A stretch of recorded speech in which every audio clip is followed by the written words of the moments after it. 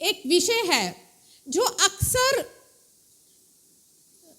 अभी आप लोग इस विषय से गुजरते हैं या नहीं गुजरते, मगर मेरी कोशिश है कि मैं आप लोगों को इस विषय के लिए शिक्षित करूं, आप लोगों को सिखाऊं, क्योंकि जब आप प्रभु की सेवा में जाएंगे, आप लोगों के बीच में जाते हैं, तो आपको भी इन बातों का सामना करना पड़ सकता है, क्योंकि मैं इन बातों का सामना करती हूँ और कर रही हूँ। जब YouTube पे वचन आता है तो बहुत से लोग हैं कि औरतों को प्रचार नहीं करना चाहिए। अब वचन में लिखा है या नहीं लिखा? हाँ, अब जो वचन पढ़ते हैं वो तो जानते हैं। अब कई बार लोग YouTube पे मुझे कमेंट्स लिखकर भेजते हैं, मुझे समझ में नहीं आता। हाँ, ये भी विषय है कि बहुत से लोग कहते हैं आप सर पे दुपट्टा रखो। अब मैं इन दोनों ही सवालों को लेकर आई हूँ। देखिए, सबसे पहली बात, परमेश्वर का वचन, मैं अपने हर प्रचार में सभी को ये चीज़ बोलती हूँ, परमेश्वर का वचन जो कहता है ये कोडिंग बुक है, इसे आपको डिकोड करना है। मगर ताज्जुब की बात है कि आज हमारा मसीही समाज वो आज भी ऐसे है जैसे लगता है कि अगर कोई औरत पुलपिट पर प्रचार कर रही है तो वो समझो पाप कर रही है, उसको तो ये काम करना ही नहीं चाहिए। परमेश्वर का जो वचन है ना, कोडिंग किताब है, कोड, उसे डिकोड करना है। वो क्या बोल रही है उसे हमें समझना है।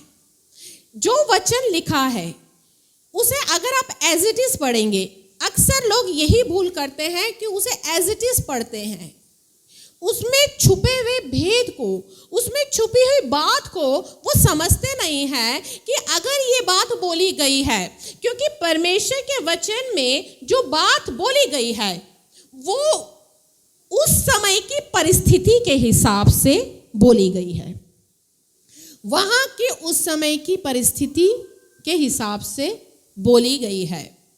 और सबसे पहली बात, इसमें बहुत से लोगों की आपस की बातचीत भी है, आपस की बातचीत है। कई जगह पर परिस्थितियों का वर्णन है, कई जगह पर है जहां परमेश्वर की बात बोली गई है। सो हमें ये बात समझना है कि अगर वचन में इस समय ये बात लिखी है तो ये बात क्या दर्शा रही है, और हमें उसकी बैकग्राउंड में भी जाना है कि ये बात, इसकी बैकग्राउंड क्या है। कई बार हमें बातों की बैकग्राउंड को भी समझना बहुत ज़रूरी होता है, मगर दुख की बात ये है कि बहुत से लोग वचन को एज इट इज ही पढ़ते हैं और सेम का सेम टेप देते हैं। वचन में लिखा है कि औरत प्रचार ना करे। अरे भैया, अभी मैंने आपको सुबह क्या बताया, पौलुस ने क्या कहा है, आप निकाले देखिए। पहले सबसे पहली बात क्या लिखा है, आप पहले निकालो कुरिन्थियों 11, हाँ, पहला कुरिन्थियों और साथ ही पहला तीमुथियुस उसका 2:8, ये भी निकालो। आप पहले पहला तीमुथियुस को निकाल के पढ़ो, क्या लिखा है, पहला तीमुथियुस उसका 2:8। इसीलिए मैं चाहता हूँ कि हर जगह पुरुष बिना क्रोध और विवाद के पवित्र हाथों को उठाकर प्रार्थना किया करे, वैसे ही स्त्रियां भी संकोच और संयम के साथ सुहावने वस्त्रों से अपने आप को संवारे, ना कि बाल गुथने और सोने और मोतियों और बहुमूल्य कपड़ों से, पर भले कामों से, क्योंकि परमेश्वर की भक्ति करने वाली स्त्रियों को यही उचित भी है। स्त्रियों को चुपचाप पूरी अधीनता से सीखना चाहिए। मैं कहता हूँ कि स्त्री ना उपदेश करे और ना पुरुष पर आज्ञा चलाए, परंतु चुपचाप रहे। बस, हालेलुया। अब हम निकालेंगे, यहाँ पर निकाल के रखना, अब हम निकालेंगे पहला कुरिन्थियों 11 और उसका 3। मैं कहता हूँ कि एक मिनट, क्या बोला इसने? वचन की शुरुआत कैसे हुई है? क्या बोला? एक मिनट, क्या बोला? काजल जोर से पढ़। परंतु मैं चाहता हूँ, मैं चाहता हूँ, क्या लिखा है कि किसमें है ये चाहता हूँ? पहला कुरिन्थियों, एक, हाँ, पहला कुरिन्थियों 11:3 में पौलुस कहाँ से शुरू कर रहा है वचन? सबसे पहली बात ध्यान दो एक एक वचन को। पौलुस क्या कह रहा है? मैं चाहता हूं। चाह कौन रहा है? पौलुस। क्या लिखा है? मैं चाहता हूं। पौलुस ने यहाँ ये नहीं कहा कि प्रभु कह रहे हैं। क्या लिखा? मैं चाहता हूं। इंग्लिश में बोलता है therefore I want, therefore I desire। मैं चाहता हूं। ये डिजायर जो वर्ड है, डिजायर अगर इंग्लिश में देखें तो इसका मतलब होता है मन की इच्छा। ये पौलुस के मन की इच्छा है। इस बात को समझना, यहां पर शब्दों में बहुत गहराई है। अब क्योंकि वचन क्या कहता है? मेरा ज्ञान ना होने से मेरी प्रजा नाश है। अब बिचारी कलीसिया कभी वचन तो उठा के पढ़ती नहीं है, प्रचारक जैसा बोल देता है, अच्छे बच्चों की तरह वैसा ही सुन लेती है, हम खुद प्रयास नहीं करते। पौलुस क्या कह रहा है? मैं चाहता हूं। अब तीमुथियुस में क्या बोला है? तीमुथियुस में भी वो यही कह रहा है, पहला 2:8। हाँ, इसीलिए मैं चाहता हूँ। हाँ, अब तीमुथियुस में भी क्या कह रहा है? मैं चाहता हूं। ये चाहना किसकी ओर से है? किसकी ओर से है? यहां प्रभु तो नहीं बोल रहे। सबसे पहली बात, पॉइंट नंबर 1, पौलुस चाहता है, यहां प्रभु नहीं बोल रहे। पॉइंट नंबर 2 क्या कहता है? स्त्री, पहला कुरिन्थियों में आए, हम कुरिन्थियों में आए, क्या लिखा है 11 में? चलो पहले चुप रहने पर देखते हैं। हाँ, मैं चाहता हूं कि स्त्री कलीसिया में उपदेश ना करे। अभी मैंने आपको इंग्लिश के ट्रांसलेशन से बताया कि लिखा है कि औरतें अपने पति पर डिक्टेट ना करे। जहां पर पौलुस, ये बात हो रही है 2000 साल पहले की, जहां पर औरतें पढ़ी लिखी नहीं होती थी, गांव की होती थी, एक ही घर में सभा होती थी, साथ में बैठे हैं। अब जैसा वो भैया घर में उनको पता है मेरी चलती है, घर में तो मैं ही चलाती हूं अपनी, तो उन्होंने सोचा प्रार्थना में भी मैं अपनी चला लूंगी। पौलुस के सामने भी, अरे सुनो वचन में क्या लिखा बताओ ना। कई बार जो औरतें घर में झांसी की रानी होती, उनको गलतफहमी होती मैं बाहर भी झांसी की रानी हूं। वो भूल जाती हैं कि बाहर तो भैया मुझे चुप रहना है ना। जैसा घर में बोलती हैं वैसे ही वो बाहर बोलती हैं। अब उन्होंने क्या किया? सभा में पौलुस के सामने ही अपने पति का निरादर करना या उनसे बहस करना, या जो बात समझ नहीं आई उस बात को वहां पर उसी विषय पर वहीं पर शुरू हो जाना। अब एक बात बताओ, आप दिल्ली में हो, आप दिल्ली में आप बहुत सी चीज़ें, जब आप गांव में होगे तो हो सकता है आज आप अगर अपने गांव के कल्चर को देखो और आप अपने कल्चर को देखो, आप अपने रहन सहन को, बात को, उठने बैठने को देखो, क्या आपको कुछ फर्क लगता है या नहीं लगता? फर्क लगता है ना?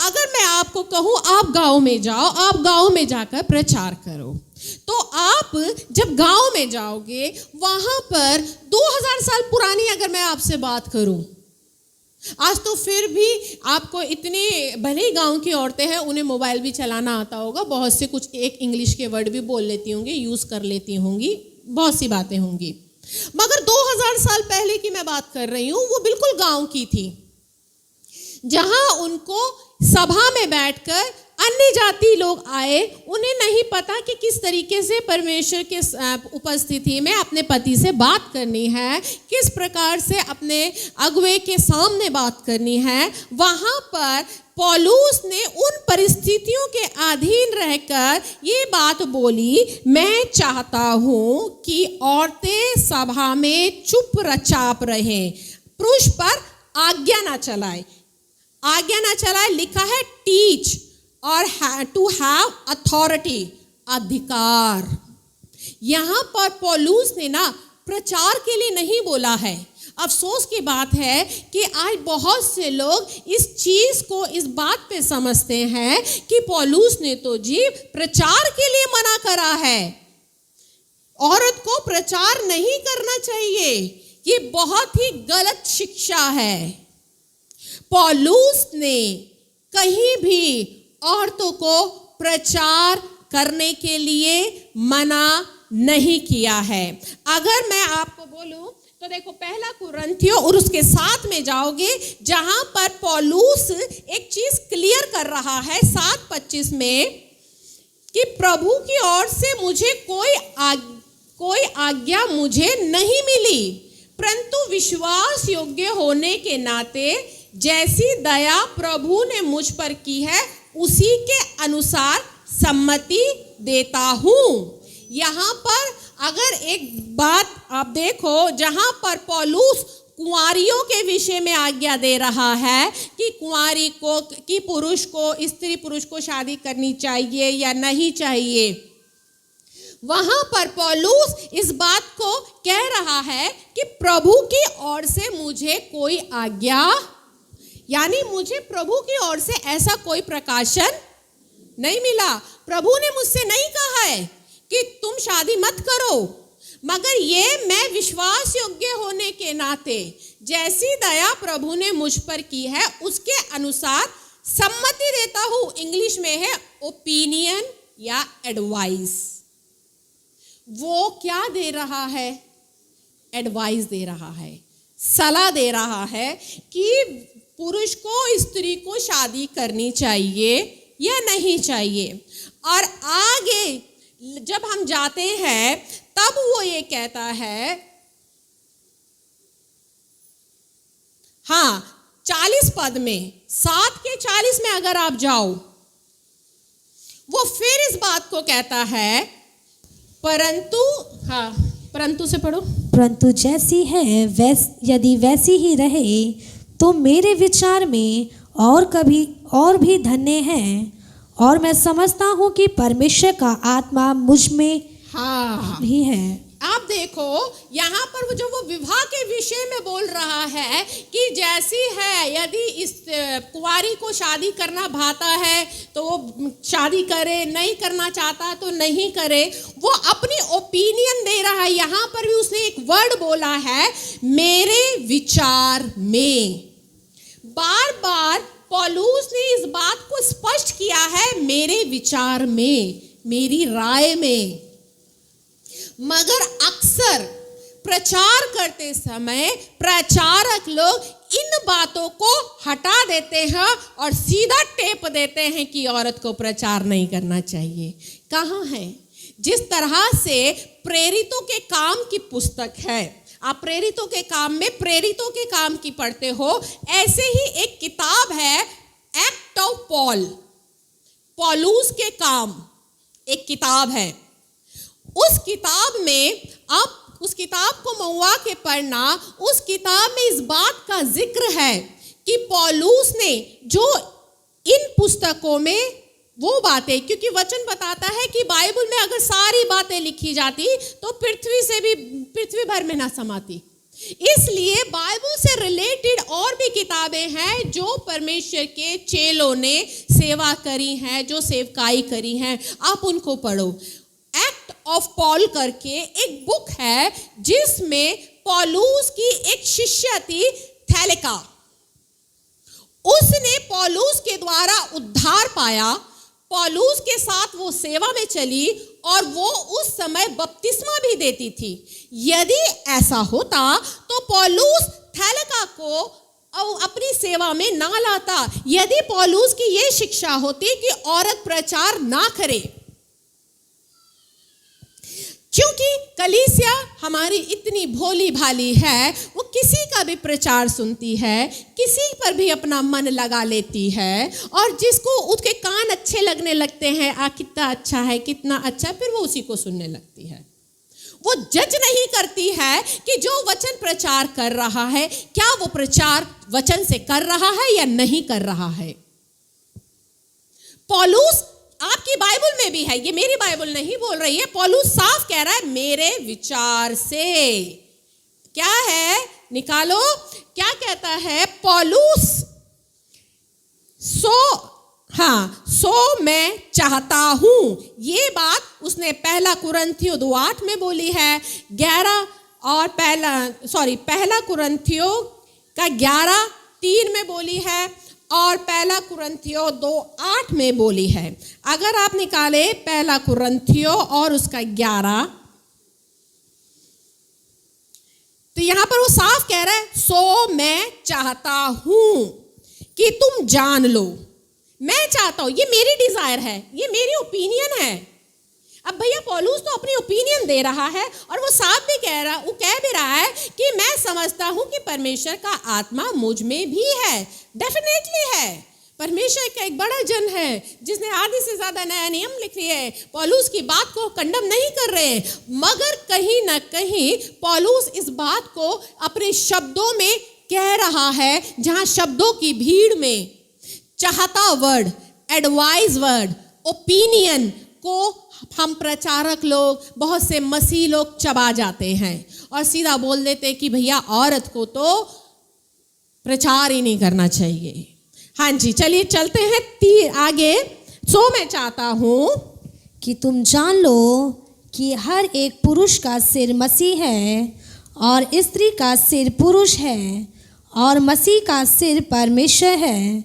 जो पुरुष सिर ढाके हुए प्रार्थना या भविष्यवाणी करता है वह अपने सिर का अपमान करता है, परंतु जो स्त्री सिर उघाड़े प्रार्थना या भविष्यवाणी करती है वह अपने सिर का अपमान करती है, क्योंकि वह मूंडी होने के बराबर है।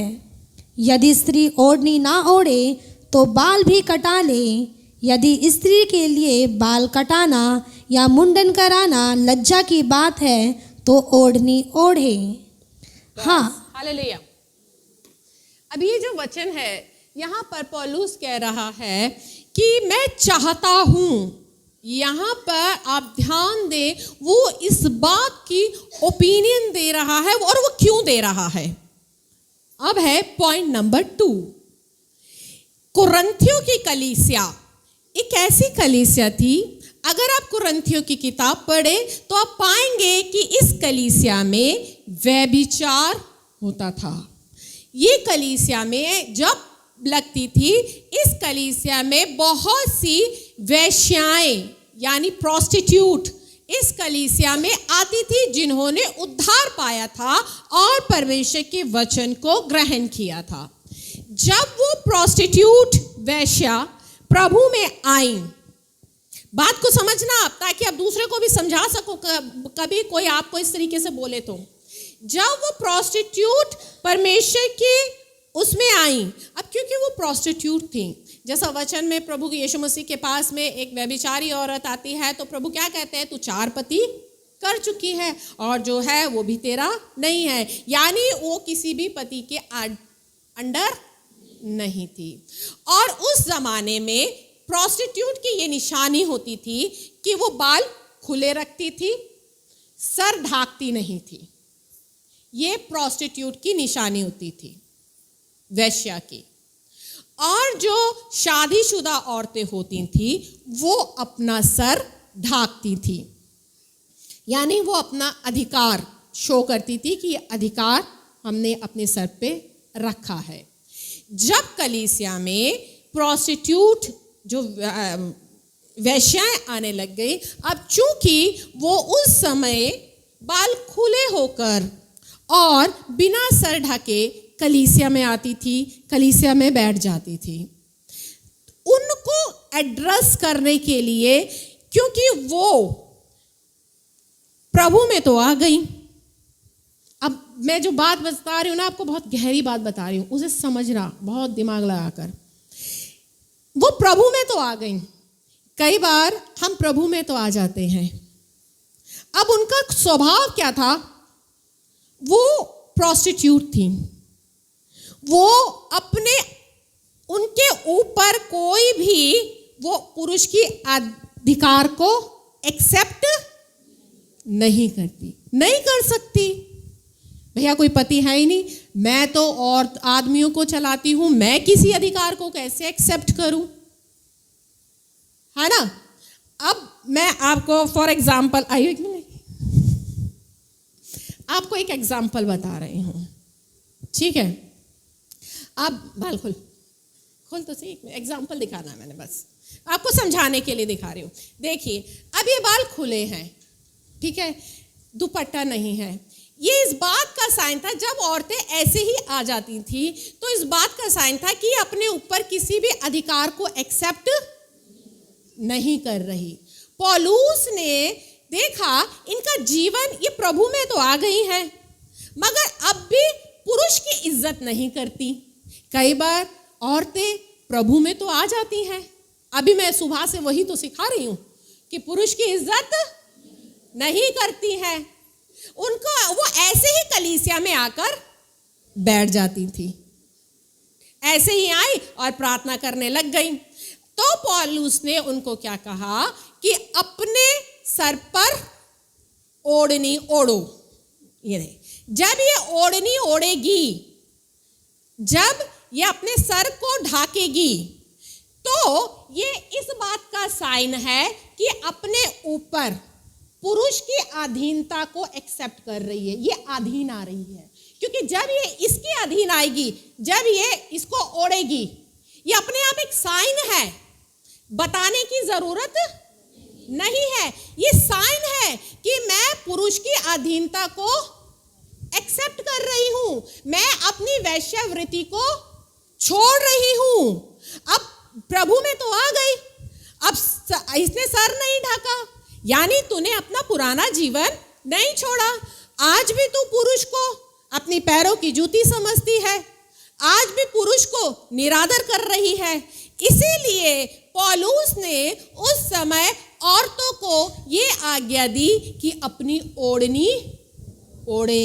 ये ओढ़नी, ये जब ओढ़नी ओढ़कर जब कलीसिया में जाएगी, जब कलीसिया में बैठेगी, ये इस बात का साइन है इसके लिए कि मैंने पुरुष की अधीनता को एक्सेप्ट किया, मैंने पुरुष की अधीनता को एक्सेप्ट किया है, मैं इसकी छत्र छाया के नीचे आई हूं। जब ये पुरुष की अधीनता को एक्सेप्ट करेगी, तब ये यीशु मसीह के और परमेश्वर की अधीनता के नीचे आएगी। इसीलिए पौलुस ने क्या कहा, यदि स्त्री ओढ़नी ना ओढ़े, क्यों नहीं ओढ़े? क्यों ओढ़े? क्यों? क्योंकि वो उस वैश्यावृत्ति से निकल कर आ रही है जहां उसने प्रभु को ग्रहण कर लिया, मगर अभी उसकी सोच नहीं बदली है, अभी उसने अपने जीवन में पुरुष को आदर देना नहीं सीखा। ये उस जमाने का साइन था, ये उस जमाने का इंडिकेशन था। कई बार आप बहुत सी बातों में आप बोलते नहीं हो, इंडिकेट करते हो। कई बार आपने पिक्चर हॉल पे जाओगे तो जब पिक्चर की टिकटें खत्म हो जाती है, हाउसफुल होता है, तो वो क्या करते हैं, आपको हर एक माइक लेकर बोलता नहीं है कि हाउसफुल हो, क्या करते हैं, बोर्ड लगा देते हैं हाउसफुल। होटल में जाओगे, आप होटल के कमरे में हो, आप चाहते हो कि आपको कोई डिस्टर्ब ना करे, तो आप वहाँ पर होटल के दरवाजे के बाहर एक तख्ती होती है, एक बोर्ड होता है, वह आप उसको घुमा दो, डू नॉट डिस्टर्ब, यानी आपको कोई डिस्टर्ब नहीं करे। ये साइन है, आपको बोलने की जरूरत नहीं है। आज कलीसिया ने इस चीज को स्टडी नहीं किया कि पौलुस कुरिन्थियों की कलीसिया को ये बात क्यों बोल रहा है, और वो बोल रहा है मैं चाहता हूं, ये मेरे विश है। उसने ये कहीं नहीं कहा कि परमेश्वर का कमांड है, उसने साफ ये बात बोली कि मैं समझता हूं कि परमेश्वर का आत्मा, जो कुछ भी बोली उसने परमेश्वर की आत्मा में अधीनता में होकर बोली, और ये सही है। क्यों? परमेश्वर का आत्मा मुझ में है ताकि औरत पुरुष की अधीनता को अपने जीवन में एक्सेप्ट करे। आज जरूरी नहीं है कि मैं चुन्नी ओढ़कर प्रचार कर रही हूं, मैं अपना सर ढाक रही हूं। मेरा अपने पति के अधीन होना, परमेश्वर के अधीन होना, कि मेरे परमेश्वर का, मेरे पति का मामला है कि मैं उसके अधीन हूं। पौलुस ने कहा है ना तो खतना कुछ है ना खतना रहित, परंतु व्यवस्था का मानना। यदि तुम व्यवस्था को मानते हो तो खतने से लाभ है। यदि तुम व्यवस्था को पूरा नहीं कर रहे तो तुम्हारा खतना बिना खतने की दशा में रहेगा। यदि आप सर ढाक कर अपने पति का अपमान कर रहे हो, उसका बाजा बजा रहे हो, तो ऐसी किस बात की अधीनता है भाई? मैं सर ढाक कर आपके सामने 10 घंटे बकवास ठोक कर चली जाऊं, मगर मैंने सर ढका हुआ है, सब मुझे ग्रहण भी करेंगे, सर ढाक कर प्रचार करती है, मगर मेरी अधीनता अपने परमेश्वर के साथ, अपने पति के साथ है। और इस अधीनता को क्यों उसने ग्रहण किया? पौलुस क्या कह रहा है? उसे हमें ग्रहण करना, ये उसका साइन था, चिन्ह था। आज हम जो चिन्ह देते हैं, हमारा ये सर, भले ही आप ढाको मत ढाको, यदि आप अपने पति का आदर कर रहे हो, यदि आप वास्तव में अपने पति के अधीन हो, तो मैं नहीं समझती आपको ढाकने की जरूरत है, सर ढाकने की। मैं क्या, वचन भी यही बोलता है, यदि आप व्यवस्था को पूरा नहीं कर रहे, अगर आप खतना होकर भी खतना रहित जैसा जीवन जी रहे हो, तो आपके खतने का क्या फायदा है? आप सर ढाक कर भी आप अपने पति पे दिन दहाड़े चिल्लाते रहते हो, अपमान करते हो, उसको कुछ नहीं समझते, अपने पति का आपने बुर्ता बना के रखा है, तो आपके सर ढाकने का फायदा ही क्या है?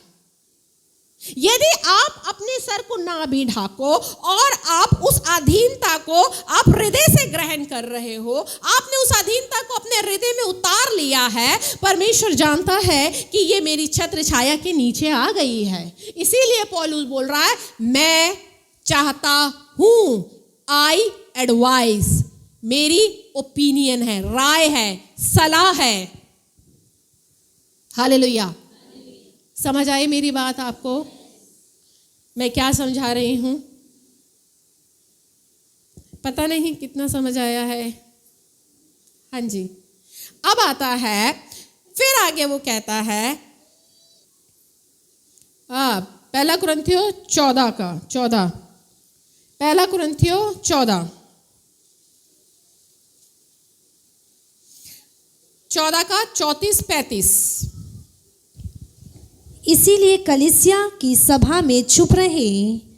स्त्रियां कलीसिया की सभा में चुप रहे, क्योंकि उन्हें बातें करने की आज्ञा नहीं, परंतु अधीन रहने की आज्ञा है, जैसे व्यवस्था में लिखा भी है, यदि वह कुछ सीखना चाहे तो घर में अपने अपने पति से पूछें, क्योंकि स्त्री का कलीसिया में बातें करना लज्जा की बात है। हाँ जी, हालेलुया।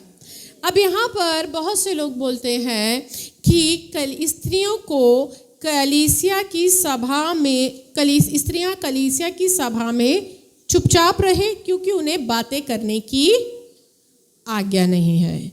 एक जगह वो बोलता है कि उपदेश ना करें, उपदेश ना दें। मैंने आपको उपदेश का मतलब समझाया।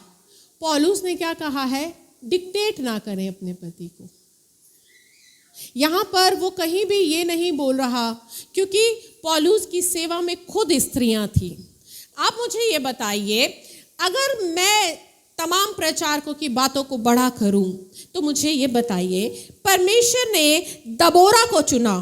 आप वचन को निकाल सकते हैं दबोरा के लिए न्यायों की किताब, न्यायों की किताब और उसका 4 अध्याय और उसका 4, न्यायों 4:4।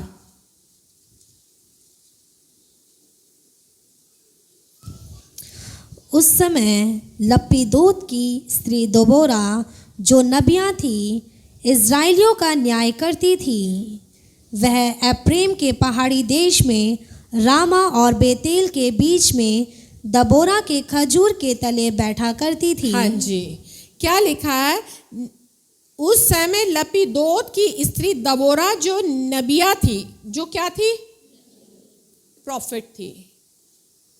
इससे पहले मूसा की बहन मरियम एक प्रॉफिट थी। आप मुझे बताओ, इनका चुनाव किया किसने? परमेश्वर ने। अब आप ये बताओ, क्या परमेश्वर को नहीं पता था ये औरतें हैं? पता था या नहीं पता था? पता था ना। तो क्या परमेश्वर का चुनाव गलत हो सकता है? नहीं हो सकता। अगर परमेश्वर ने औरतों को चुना है, दबोरा को चुना है, मरियम को चुना है, लूका की किताब को निकाले, अन्ना को निकाले, जो 84 वर्ग की विधवा थी, है ना, जो यीशु मसीह के जन्म का इंतजार कर रही थी, वो भी एक प्रॉफिट थी। आप निकाले लूका की किताब, उसका 2 अध्याय और उसका 36। अशेर के गोत्र में से हनन्या नामक फनुएल की बेटी एक भविष्यवक्नी थी। हाँ, आगे। वह बहुत बूढ़ी थी और विवाह होने के बाद 7 वर्ष अपने पति के साथ रह पाई थी। बस। वो कितने साल की थी? इसमें भी लिखा है, बताना कितने साल के? 84। एक बात बताओ, क्या परमेश्वर को ये नहीं पता था कि अन्ना जो है वो स्त्री है? क्या प्रभु को दबोरा का नहीं पता था? क्या परमेश्वर को मरियम का नहीं पता था कि ये औरतें हैं जो परमेश्वर ने चुना? जो आज लोग ये कहते हैं कि औरतें प्रचार नहीं करनी चाहिए, अरे भैया, यहाँ पर पौलुस क्या बोलता है? I do not allow to speak. यहाँ पर इंग्लिश में है, हिंदी में बोला है कि स्त्रियां कलीसिया की सभा में चुपचाप रहे, क्योंकि उन्हें बातें करने की आज्ञा नहीं। इंग्लिश में अगर किसी भी चीज़ को आप पढ़ो ना, एक भाषा में मत पढ़ो, उसे 2-3 चीज़ों में पढ़ो, तब आपको समझ आता है। यहाँ पर जो सही वर्ड है स्पीक, स्पीक लिखा है।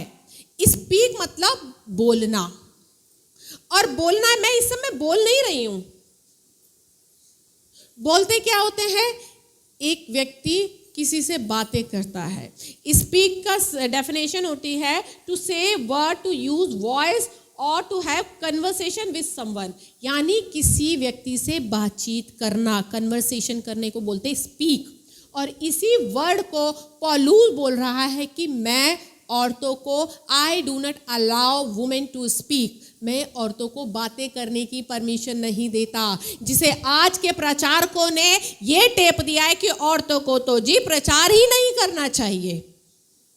अब ये बताओ, वर्डों को कितना हेर फेर है, कितना वो है, क्योंकि हम वर्डों की गहराई को नहीं समझते हैं, उनके अर्थ को नहीं समझते हैं। इसलिए आज औरतों का मुंह बंद कर दिया जाता है कि भाई तुम तो सभा में प्रचार कर ही नहीं सकती हो।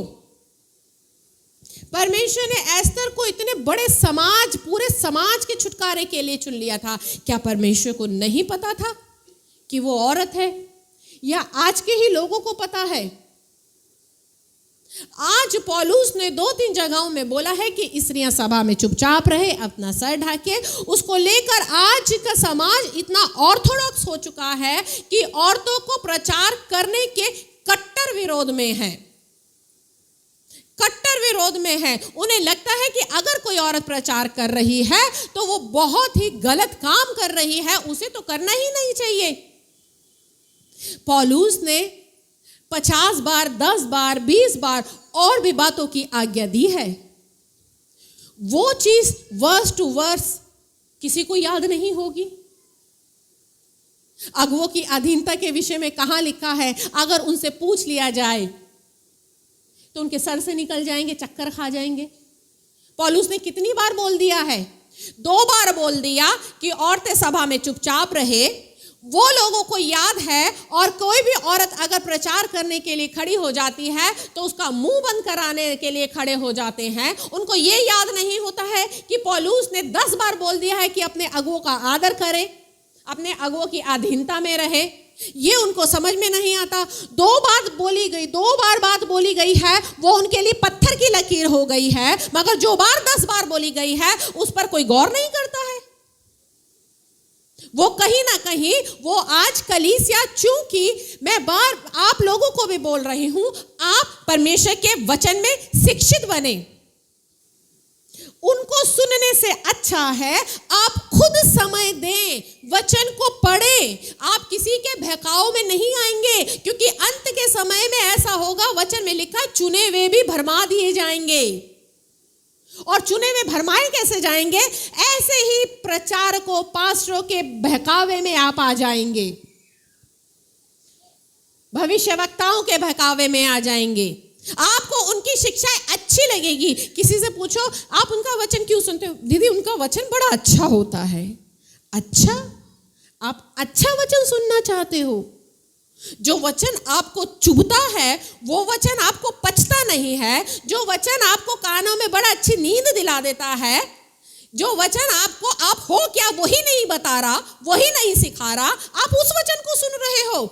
जिस वचन से कोई आत्मिक उन्नति नहीं हो रही, आप उस वचन को सुन रहे हो। आप कितने प्रचारकों को सुन लोगे?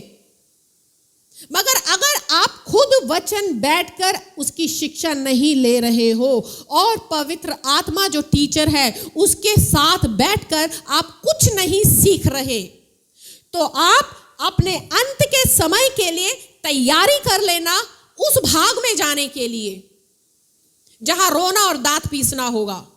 क्योंकि आप ने इतनी गलतियां करी, आप अपनी कलीसिया के प्रति विश्वास योग्य नहीं बने, आप अपने अगुवे के प्रति, पास्टर के प्रति विश्वास योग्य नहीं बने, आप परमेश्वर के प्रति विश्वास योग्य नहीं बने। आपने आत्मिक एडल्ट्री, आत्मिक व्यभिचार, स्पिरिचुअल एडल्ट्री करी। आप ये प्रचारक छोड़ इस प्रचारक को, इस प्रचारक छोड़ इस प्रचारक, ये कलीसिया छोड़ इस कलीसिया को छोड़ उस कलीसिया, आप इधर उधर ही नाचते रहे। आपने अपना जीवन इसमें ही बिता दिया। मैं ये नहीं कहती कि आप किसी का वचन नहीं सुनो, आप सुनो, जरूर सुनो। क्योंकि मैं ये नहीं कहूँगी कि सारा ज्ञान मेरे पास ही है, सारा ज्ञान बड़े भैया के पास ही है, मैं ये नहीं कहूँगी। हर एक को अलग अलग प्रकार का अभिषेक दिया गया है, मगर जिनको भी सुनो उनको जांचो, परखो कि क्या वो वचन से ही बोल रहे हैं। बहुत अच्छे अच्छे परमेश्वर के दास हैं जिनका आप वचन सुनकर अपने जीवन को बदल सकते हो, अपने जीवन को उन्नति में ला सकते हो, अपने जीवन से आशीष पा सकते हो। और ऐसे भी परमेश्वर के दास हैं जो आपको भटका देंगे। आप जांचो तो सही, परखो तो सही। आप वचन के इतने भूखे मत बनो जो सामने आ रहा है उसी में लग गए, जो सुन रहा है उसी को सुनना शुरू कर दिया। ऐसा मत करो, परखो तो सही। और आप परखोगे कब? जब आपको समझ होगी, जब आपको खुद को वचन का ज्ञान होगा, जब आप खुद वचन में समय दे रहे हो, आप खुद वचन की शिक्षा नहीं ले रहे हो। क्योंकि जब हमें खुद शिक्षा नहीं होती है तो हमें जैसा सिखाया जाता है हम उसी के बहकावे में आ जाते हैं। इसलिए आपके अंदर खुद परमेश्वर का वचन होना चाहिए, क्योंकि परमेश्वर आएगा और जिस कलीसिया में उसने आपको रोपा है वो हिसाब लेगा। मैं आपको बता रही हूं, मैंने जो आज प्रचार कर दिया है ना, अंत के समय में परमेश्वर आपसे इन बातों का भी हिसाब लेगा। मैंने अगर गलत प्रचार किया, हो सकता है कहीं कुछ मुझसे गलत निकल गया हो सकता है कहीं कुछ मैं गलत बोल गई हूं, तो परमेश्वर मुझसे मेरा हिसाब लेगा। आप सुनकर अनसुना कर रहे हो, आप सुनकर इन बातों को बेकार ठहरा रहे हो, परमेश्वर आपसे आपका हिसाब लेगा। उसने कहा है जब मैं आऊंगा तो जितना तेरा लगा है मैं तुझे लौटा दूंगा। याद रखना, परमेश्वर का दास जो भी कलीसिया का अगुवा है वो तो अपना प्रतिफल जो उसने बोया है वो पा लेगा, मगर आपके लिए विपत्ति हो जाएगी, क्योंकि आप अपने आप को उस समय तक इतना भटका लोगे, अपने दिमाग में 10 तरह की शिक्षाएं डाल लोगे, 10 तरह की बातें डाल लोगे, जहां आपका विश्वास ही डोल जाएगा। और यहां पर आकर कलीसिया इसे कहते हैं स्पिरिचुअल एडल्ट्री, आत्मिक व्यभिचार। ये अलग विषय है जो मैंने आपको थोड़ा सा बोला है, ठीक है। और अगर हम ये स्पिरिचुअल एडल्ट्री कर रहे हैं तो प्रकाशित वाक्य की किताब में साफ बोला है, प्रकाशित वाक्य किताब 21 और उसका 8, परंतु डरपोकों और अविश्वासियों और घिनौनों और हत्यारों और व्यभिचारियों और व्यभिचारियों, क्या लिखा है? और व्यभिचारी। अब आप ये बताओ, यहां पर प्रकाशित वाक्य कौन से व्यभिचारी की बात कर रहा है? अब भैया आप मसीह में आ गए हो, व्यभिचार तो छोड़ ही चुके होगे कलीसिया में, तो फिर मसीह लोगों में व्यभिचार की बात कहां से आ गई? क्योंकि जब हम मसीह में आए तो वो व्यभिचार जो संसार में होता है, शारीरिक व्यभिचार और विचारिक व्यभिचार, मन से जो व्यभिचार करते थे, गलत सोचते थे, गंदा देखते थे, गंदा बोलते थे, वो तो छोड़ ही चुके हैं ना। यहां पर ये उस व्यभिचार की बात नहीं कर रहा, क्योंकि व्यभिचार शरीर से, मन से और आत्मा से होता है।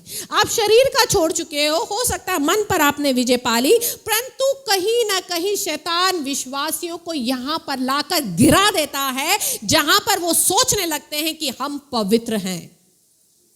क्योंकि पतरस ने क्या बोला है? पवित्र बनो क्योंकि तुम्हारा बुलाने वाला पवित्र है। और इसी कारण से आज लोग अपनी पवित्रता को खो रहे हैं। कहीं ना कहीं वो शरीर पर तो विजय हासिल कर चुके हैं, विचारों से अभी भी युद्ध हो रहा है, परंतु आत्मिकता में आकर उसे पता है कि मुझे कैसे गिराना है। वो आत्मिकता में लाकर गिरा देता है और हमें पता भी नहीं चलता कि कब हम व्यभिचार के बहाव में आ जाते हैं। आत्मिक व्यभिचार इसे कहते हैं, जहां हम अपनी कलीसिया में, जिस कलीसिया में जोड़े गए हो, उसके प्रति विश्वास योग्य नहीं रहते। याद रखें, यदि ये सब बातें, क्या लिखा है आगे, क्या लिखा है? उनका भाग कहाँ होगा?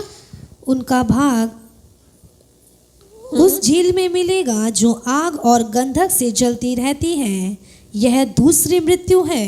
अब आप सोचो, आपने अपना पुराना जीवन छोड़ दिया, सब कुछ छोड़ दिया, बुरी बातें छोड़ दी, सारा जीवन आपने मसीह बनकर गुजारा। आपके अंदर धर्म की इतनी भूख थी कि सुबह से शाम तक हमारे घर में बस वचन ही वचन चलता रहता है।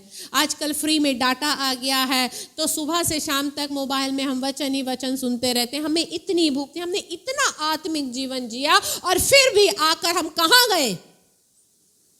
कहाँ जाएंगे? कहाँ लिखा है? आग और आवाजें नहीं निकलती है। अब सोचो, मसीह में आने के बाद में आपका परिश्रम बेकार चला जाएगा। मसीह जीवन एक गंभीर जीवन है। प्रभु आपको ना लगाम लगा कर रखना चाहता है। ये जो स्वभाव था ना, जब हम अन्य जाति थे तो खूब भटके। अन्य जाति थे तो क्या था, चलो भाई इधर चलो, किसी ने बताया इसके यहाँ तो इसके यहाँ चल दिए, उसके यहाँ, कोई रोक टोक नहीं थी, कोई दिक्कत नहीं थी। भैया प्रभु क्या कहते हैं, एक हूं मैं और मेरे ही बनकर रहो। परमेश्वर ने इजराइलियों को क्या बोला, इधर उधर मत ताक। क्या है, अब ताकना क्या होता है, आज कलीसिया में आकर भी तो ताक ही रहे हैं, मसीह में आकर भी हैं, झांकना। एक के रहो, प्रभु के रहो, परमेश्वर आपको अपने समय पर बढ़ाएगा। हालेलुया।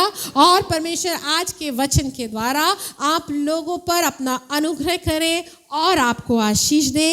इन वचनों पर आप बने रहिएगा और कोशिश करना कि इन वचनों को भूलना नहीं।